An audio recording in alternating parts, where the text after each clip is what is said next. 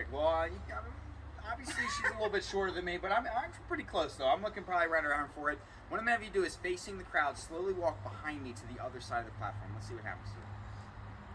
Just kind of crab walk over. You got it.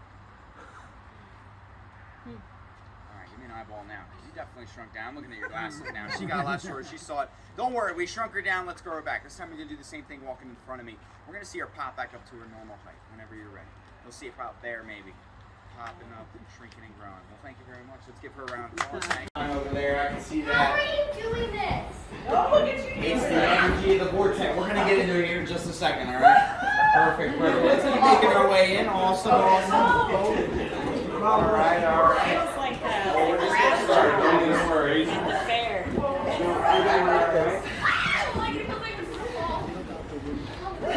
Anybody else? One more making your way in. Perfect. Yeah. +2. All right. Why is there a ladder? We're going to get into here in just a second. All right. Are they going to hang out outside for this? Perfect. That's quite all right. Well, is anybody else coming in, or is it just them out there? All right. Well, they can always listen in. You can always listen in on the side and look through the window.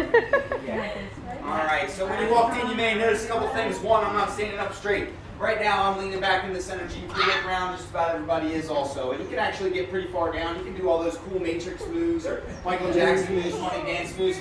Just, you can lean forwards, backwards, doesn't really matter. Just pick a spot, hang tight for a little bit. I'm going to go through all these demonstrations. Just keep them actually hanging plumb or straight down. And it's the house that's it's crooked and it's kind of on an angle. It makes it look sort of like an optical illusion.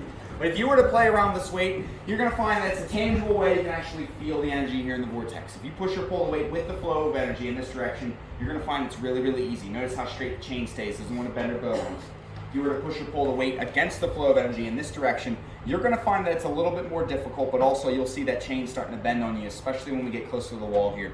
Now the weight weighs about 12 pounds, and it does defy the laws of physics, Newton's third law specifically. Watch what happens when I pull this weight past plumb and let go. It's going to hit an invisible wall of energy and then just keep whipping right back over to us. And you can see it hit that energy. That kind of chain and weight whip around a little bit, changes momentum. Now sure, I can pull this up high enough and swing it hard enough and break through the energy because it's not that strong, right? We're able to maintain our balance while leaning into this. But it is measurable. Any given day, it's about 2 to 3 pounds of force needed to push or pull it with the flow of energy. It's about 5 to 6 pounds of force needed to push or pull it against the flow of energy. But it's tangible, it's measurable. You can actually feel the difference on either side. Now behind you, it's going to swing to plumb, and it's just to show if we're leaning into the energy to maintain our balance, why shouldn't the broom? It's a lot of fun. It takes a little bit of practice, a little bit of finesse. Once you get it, it's very satisfying, I have to admit. Now,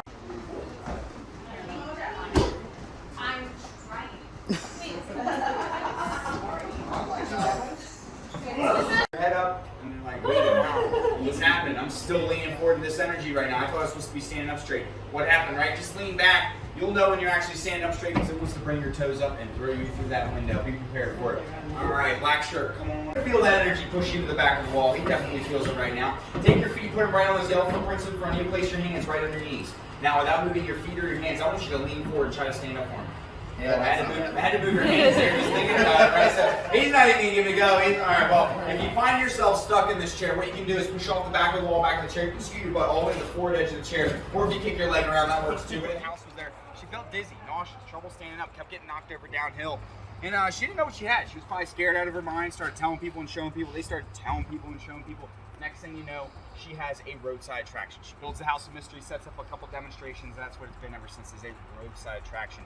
Now, more recently, it was about 18 years ago, the current owner, Joe Hauser, he purchased the property. He would have put some science and physics behind things to really understand what's actually going on here. And since he took over, he's found a couple more vortexes, a couple more fields of energy where we have demonstrations for you set up today. So things have been getting a little bit bigger and better over the years. So we have a total of 3 vortexes. We have the House of Mystery, it's 54 feet in diameter. Our last demonstration is going to be that red pole right over there. It's another vortex, 108 feet in diameter. And then our largest right through this archway, 216 feet in diameter. Now what we decided to do with our largest vortex, just like in the House of Mystery, that center, really calming, relaxing, not a whole lot of energy there, same thing there. The center's outlined by the bricks. And we call this our labyrinth. It's a self-guided meditation exercise. You do this at the very end of this corridor. What you're going to do is you're going to walk inside here. You're going to start on this large gray stone right here. There's a very faint red arrow on it. You're gonna clear all thoughts out of your head. Just get a nice blank slate. Get rid of everything. Just clear it all. Maybe when they were on the yellow line, they felt light, so it kind of like balanced them out a little bit. So once again, everybody's just a little bit different here. But if you follow the spiral around, you're gonna see it goes in the counterclockwise direction. Periodically, we have a colored stone. Each of these colored stones, it's a whirlpool I was talking about. The swirl of energy inside the larger swirl of energy. And you're going to notice the bricks around them in a circle. Well, the bricks around them kind of indicate the magnitude or the size of the energy at that whirlpool. So you're going to see these two here towards the center are really small. Well, just like in the House of Mystery, that center is calming, relaxing, there's not a lot of energy. Same thing in this one.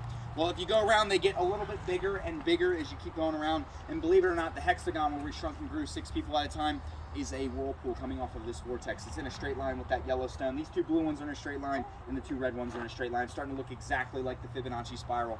And each of these whirlpools is a corresponding number in that infinite number sequence. There's more information on that tree as well as the tree behind you over there. Feel free to check that out afterwards.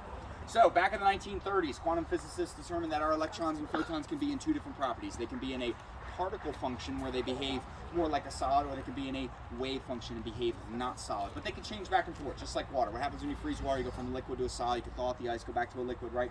Well, same thing. Those electrons and photons can change back and forth between being that particle function and behaving solid, or that wave function and behaving not solid. And we think that that changing back and forth might have something to do with why we're appearing to shrink and grow when we're in and around these lines of energy. We also think that at any given moment in time, our electrons and photons are in either that particle function or that wave function. We have a very simple way to figure out which it is. So the folks that are behind all these trees, I'm going to have you scoot around to that side over there. That way you can see what's going on. And you don't necessarily need to be standing on a line of energy. I just want to make sure you can see the demonstration here. So what we're going to do is you're going to grab a button off the pole. You're going to place your left foot up against the pole. That way you start and stop in the exact same spot. You're going to stand up nice and tall and straight, head level. We are going to place this button right about eye level. Do we agree with me? That's eye level right there. Perfect. All right, now keep that back straight, head level. Stay nice and rigid. We're going to make 1 counterclockwise rotation around this pole. Try to eliminate any unnecessary movement as possible. And I might shrink, I might grow. Let's see what happens. Oh, I definitely grew. What do you think, about a ½ inch to an inch or so? Watch what happens when I go clockwise now. You're going to see me shrink. And probably happen about here somewhere. You can actually feel it when you go around and do this. But I am back down to right where I started. How about it, shrinking and growing? So everybody saw that one. Up, down, down. Yeah, I'm definitely shrinking down right now. I'm looking probably just above this blue, or the red line. I started off looking at that blue line, so I'm going down about an inch or so. Now watch what happens. I'm probably going to start doing it here in a second or two. I'll start growing. Yep, there it is right there. I'm starting to grow right now. I can't do this. Perfect, perfect. So everybody saw that, right?